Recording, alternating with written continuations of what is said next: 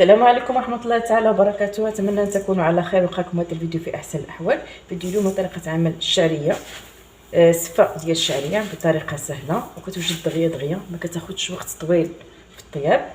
واحد الطريقة زوينة تعجبكم إن شاء الله. هنا عندي كيلو لارب تاع الشعرية. أول حاجة غادي نحاول ما أمكن نبسبسها بالزيت، نديرها مزيان نغلفها بالزيت. هنا على حسب الكمية اللي عندكم، هنا درت تقريبا نص كاس. نغلفها مزيان، يعني هذه المرحله مهمه باش ما تلصقناش في التفوار.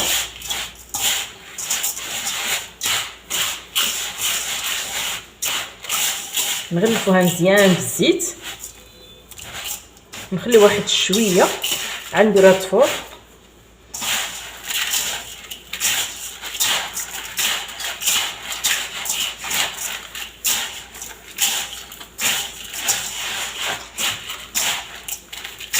هي من بعد ما غلفناها مزيان بالزيت نخليها واحد شويه. غنديرها في كسكاس. هي خليتها غير واحد شويه، واحد 5 دقائق. ممكن تخليها كاع بزاف في الوقت، يعني كل ما خليتها كيدخل الزيت مزيان داخل. دابا غنديرها في كسكاس.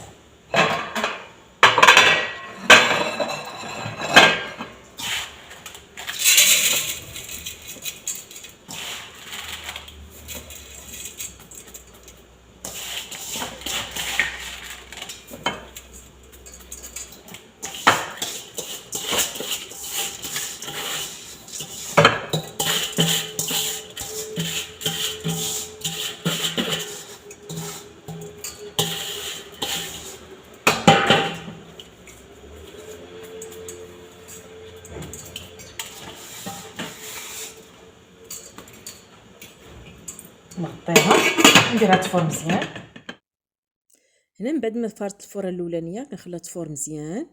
كنكونوا في هذا الاثناء سخنا الماء سخون، درت غلاي سخون مزيان كيكون طالق السبوله. كنكبوه مباشره في الكسكاس، كنطلقوه مزيان في الكسكاس. يعني ما نخافوش منه، يعني ما يوقع حتى شي حاجه، بالعكس هذه العمليه هذا هو السر الاولاني باش دغيا كتسهل عمليه الطهي. من حتى كنغطيو كاع الشعريه ديالنا بالماء طايب، كنأكد عليه يكون الماء طايب مزيان. كنخلطوه هكا بالمغرف، هكا كنحاول ما امكن كامل الماء يدخل هكا في الشعريه.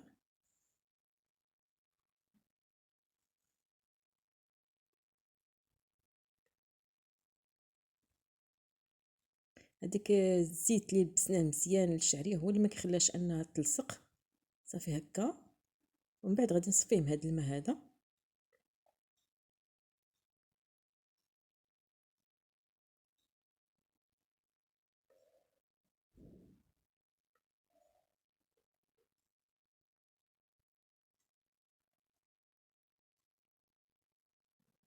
دابا غنحيدو من فوق من الماء، نحطو هكا في الطبسيل ونخوي داك الماء اللي في داك الاناء.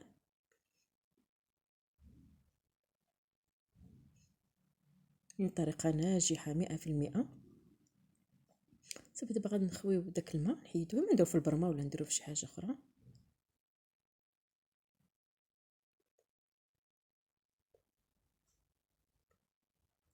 غادي نقلبو الشعريه ديالنا تبرد وتشرب داك الماء.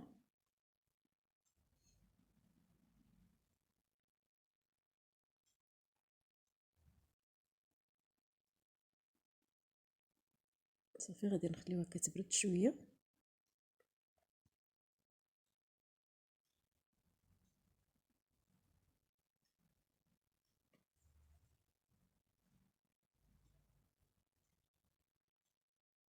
صافي نخليها تبرد ونرجعو بلاتي. ها هو من بعد ما نشف من الماء، ها هو كيتحل، لان داك الزيت اللي دهناه به ها هو حلو الحبه على اختها. يعني كاع ما تخافوا من داك الماء السخون اللي كنديروا له. دابا غنديرو الفوره الثانيه.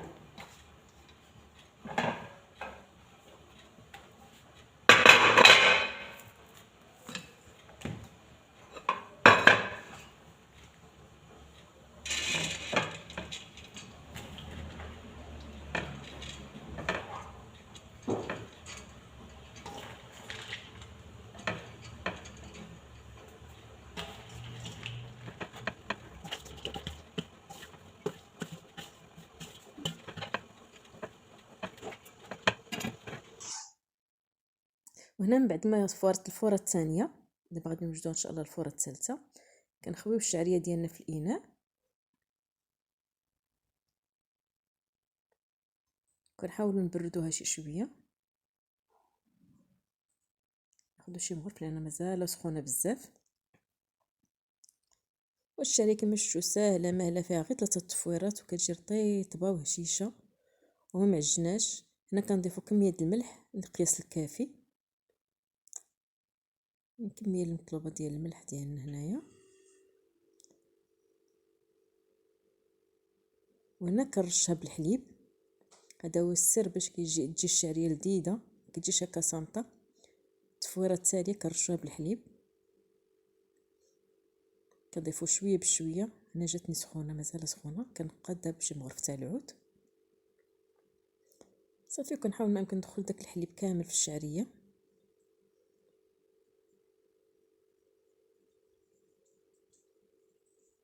صافي، ونخليها تبرد شي شويه تشرب داك الحليب. يعني بشويه كنحركوها حتى تشرب لنا الحليب كامل. انا تقريبا درت كاس الا ربع، يعني القياس ما تشوفيها تجي مع الحليب، ماشي تاني نكثرو تتجرانا.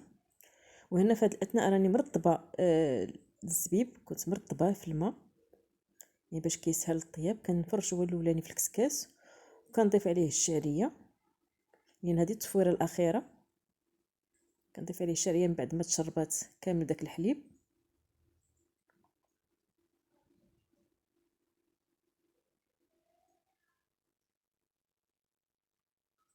صافي غنديرها تفور.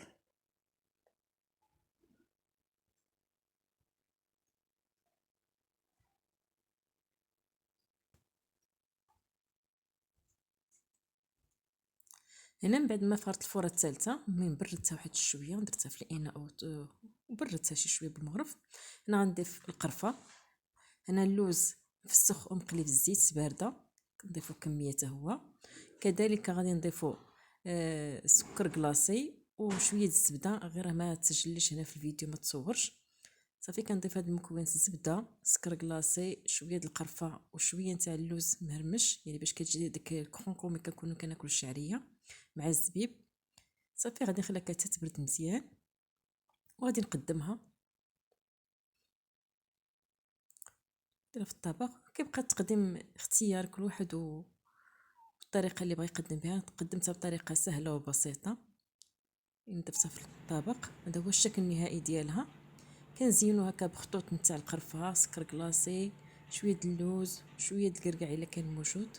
يعني كيبقى التقديم اختياري في المتناول اي واحد، كل واحد والمستطاع ديالو. ملي كيجي طبق زوين هماوي كيجيك طبق اولي هكا في المناسبات، ولا غير انت تفرحي به براسك مع وليداتك. وانا رافقته مع البروشيت نتاع لدان او الدجاج. هذا هو الشكل النهائي. شكرا على المتابعة، وإلى فيديو قادم إن شاء الله.